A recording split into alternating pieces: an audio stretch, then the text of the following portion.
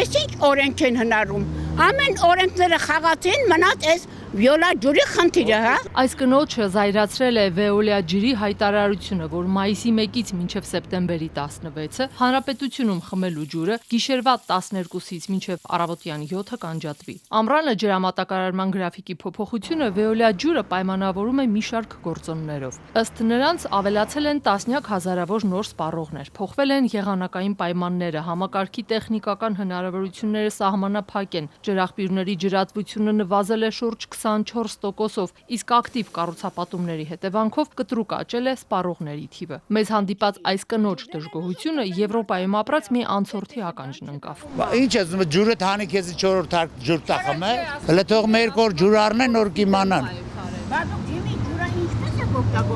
Ոնց որ նորմալ մարդը Եվրոպան ոնց է հանդում։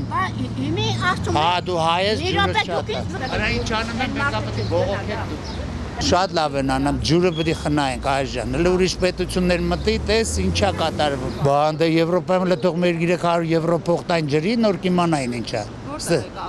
Բելգիա։ Ընդ ջուրը միշտ կար, բայց խմելու չէր։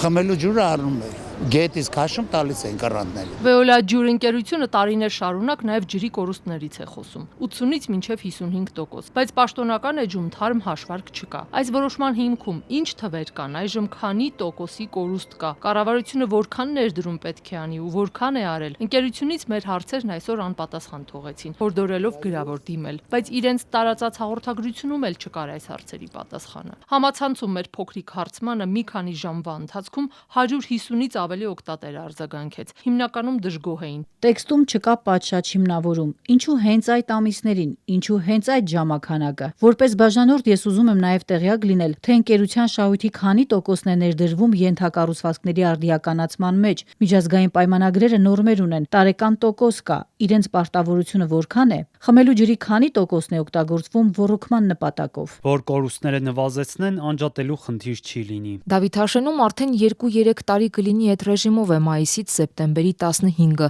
իսկ 2025 թվականի սեպտեմբերի 15-ից պետք է չանջատեին։ Զանգեցի, իրենք էլ զարմացան, որ անջատվում է։ Հետո հետ զանգեցին, ասեցին, եթե ուզում եք պատճառը իմանալ, պետք է պետին նամակ գրեք կամ մոտենաք։ Ազատության ֆեյսբուքյան հարցմանն արձագանքած օգտատերերից շատերը նշում էին, որ իրենց համայնքներում վաղուց 24-ժամյա ջրամատակարարում չկա, այդ թվում Երևանում։ Վեոլա ջրի հրապարակած ցանկում Հայաստանի 56 բնակավայրերում մարդիկ ոչ թե 17, այլ ընդամենը 6 ժամ խմելու ջուր կունենան ամռան ամիսներին։ Մենք արտաշատից ենք, մեր մոտ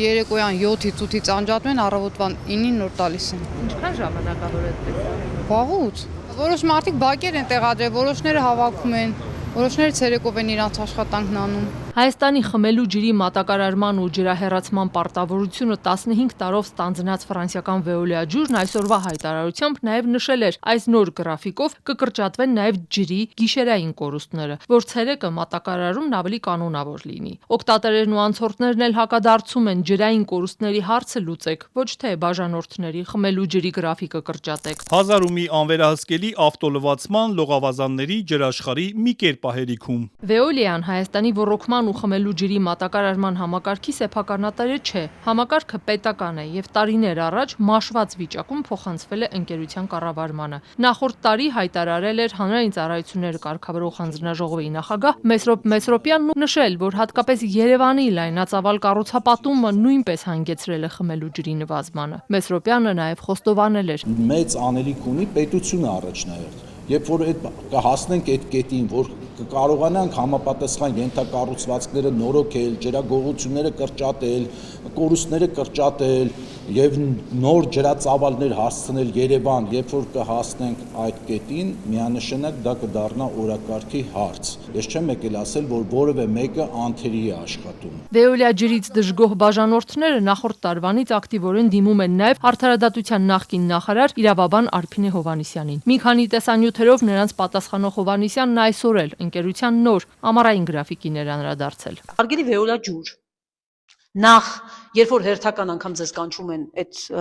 համաձայնությունների ժամանակ, բարի եղեք, բարձրաձայնեք այդ ժամանակ։ Այսինքն, եթե դուք ուզում եք ասեք, որ քաղաքապետարանը աչուձախ շինթույլտվություններ է տալիս ու դա ձեզ խանգարում է, այդ նույն խնդիրի իդեպ ունեն մյուս հանրային ծառայություններ մատուցողները, հա, ուրեմն բարի եղեք, պատշաճ կարգով տեղեկացվեք պետության հետ, մի հանցավոր կամ հանցավոր բառը չակերտներում ստվերային համաձայնության եկեք, հա, ու հետո մեզ պատմեք, որ վայ գիտեք ինչ կա, այնքան շատ սպառող կա, դրա համար պետք է կրճատենք գրաֆիկը ձեր բոլորի։ Բացի այդ դուք ասում եք, որ կապիտալ ներդրումների խնդիր կա, ասում եք պետության հետ եկել ենք համաձայնության, բայց ինչի՞ չեք պատմում այն մասին, որ ջրային կոմիտեն 52 հատ համաձայնագիր է ձեր հետ կնքել ու ворթեգրել ձեր բոլոր պարտքերը, այլ շահութահարկի գծով, այլ մյուս պարտքերը, որտեղ գնաց է պատմել եք, որ պետությունը ներդնում չի անում, պետությունը հավատացել է, որտեղ ստուգող չկա, հա, ու ինչքան պարտ կա ձեզ ներելը, դուք այսօր մեզի չեք պատմում, դուք շահույթ ունեք, շահույթ գեներացնող կազմակերպություն եք, դուրները չի գալի, ուղղակի գնացեք Հայաստանից։ Veolia ջուր ընկերության Հայաստանի հետ կնքած 15-ամյա վարձակալության պայմանագրի ժամկետն ավարտվում է 2031 թվականի դեկտեմբերի 31-ին։ Մինչ այդ Արփինե Հովհաննիսյանն է դիմում բաժանորդներին։ Եվ վերջապես ես առաջարկում եմ Հայաստանի Հանրապետության քաղաքացիներին, այս տեսանյութի ներքո ասել ովքեր են համաձայն